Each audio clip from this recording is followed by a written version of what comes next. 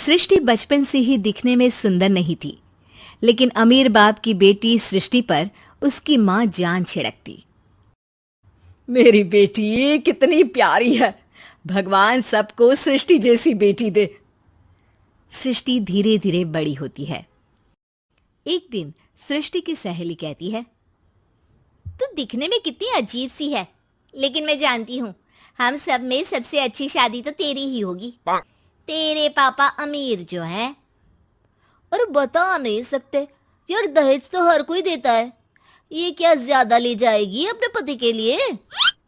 अरे बड़े शहर में कोठी है इसके पापा की। अरे पापा की है ना, कौन सी इसकी है? इसकी होती तब तो कोई भी लड़का इससे शादी कर लेता। अरे पापा की मतलब पापा की है तो मेरी ही है ना? किसने कहा? अब तेरी तो तब होगी ना जब तेरा भाई ना हो। वैसे भी शादी के बाद सारी प्रॉपर्टी भाई के नाम होती है। सृष्टि समझ जाती है कि उसे किसी भी हालत में माँ बाप की सारी प्रॉपर्टी को अपने नाम करना है, लेकिन कैसे? एक दिन सृष्टि का भाई शीनू कहता है, बहन क्या कर रही है? तुझसे एक बात करनी है। अरे हाँ हाँ करना, मैं तो तेरी बहन हूँ। बहन मेरी लाइफ में ना एक लड़की है, बहुत अच्छी है। मैं सोच रहा हूँ माँ और पापा से बात करूँ शादी के लिए। सृष्टि को समझ में आ जाता है कि भाई की शादी होते ही भाभी उसे एक दिन भी घर में बर्दाश्त नहीं करेगी। क्या बात है भाई, बताना कौन है वो? यार वो बहुत अच्छी लड़की है, पढ़ी लिखी है, मेरे साथ जॉब भी करती है। बस एक प्रॉब्लम है। प्रॉब्लम? क्या प्रॉब्लम है भाई? यार वो शादीशुदा है, लेकिन उसके पति ने उसे सिर्फ इसलिए छोड़ दिया क्योंकि उसके माँ बाप दहेज नहीं दे पाए। सृष्टि ये सुनकर न जाने क्यों खुश हो जाती है। अरे भाई तो क्या हुआ, लड़की तुझे तो पसंद है ना? शीनू को लगता है कि बहन उसे समझ रही है। वो इस बात से अनजान होता है कि उसकी बहन की मंशा पूरा घर हड़पने की है। सृष्टि अपनी माँ से कहती है, मम्मी मुझे तो बहुत चिंता है। पता है शीनू क्या कर रहा है? अरे क्या कर रहा है? वो तो काम पर जाता है और वापस घर आता है। नहीं ना माँ, वो यही तो नहीं कर रहा, बाकी सब कर रहा है। आपको पता है उससे प्यार है, और वो भी एक शादीशुदा लड़की से। ये क्या हो गया? मैं सोसाइटी में क्या मुंह दिखाऊंगी? अरे तेरे पापा तो यही कहेंगे कि मैंने ही उसे बिगाड़ दिया है। माँ देखो, मेरी बात मानो, पापा पर भी विश्वास करने की जरूरत नहीं है। अब आप ही बताओ, पापा इतनी देर घर के बाहर रहते हैं क्यों? बोलो। अरे बेटा वो तो नौकरी करते हैं ना। तू बहुत भोली है माँ।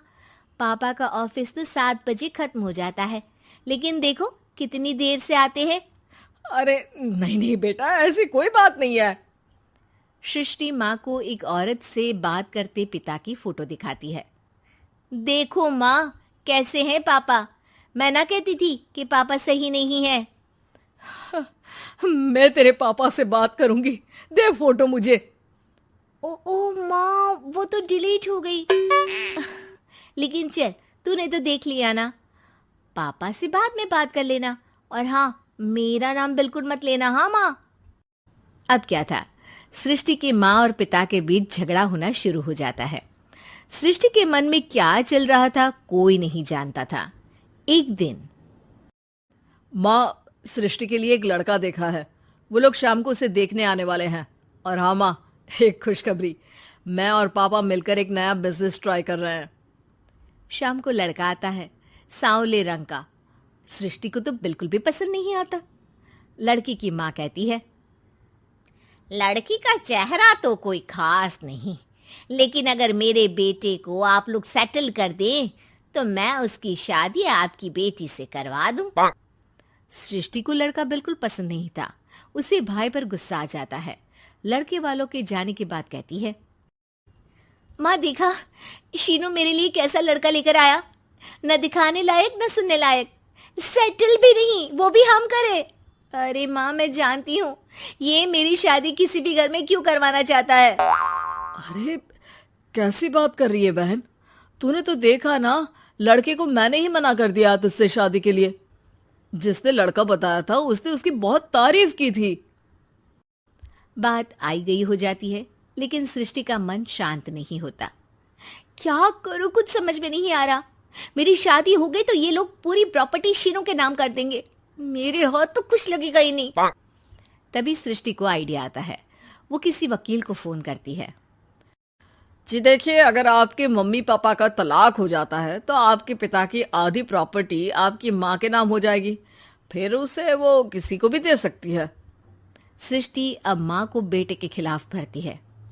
माँ, शीनू पर नजर रखा करो, वो जिस लड़की के प्यार में है ना, वो शादीशुदा है। यहाँ आएगी, सारा पैसा, रुपया, जमीन, जायदाद सब हड़प लेगी। पापा का भी हाल तुमसे छुपा नहीं है। ऐसा ना हो कि मैं और आप एक दिन सड़क पर भीख मांगे। हे भगवान, मैं तो जीते जी मर जाऊंगी अगर ऐसा हो गया तो। ऐसा हो गया नहीं माँ, ऐसा ही होगा। अभी समय है, आगे का सोच लो। मैं तो कहती हूँ पापा से आधी प्रॉपर्टी लेकर अलग हो जाओ।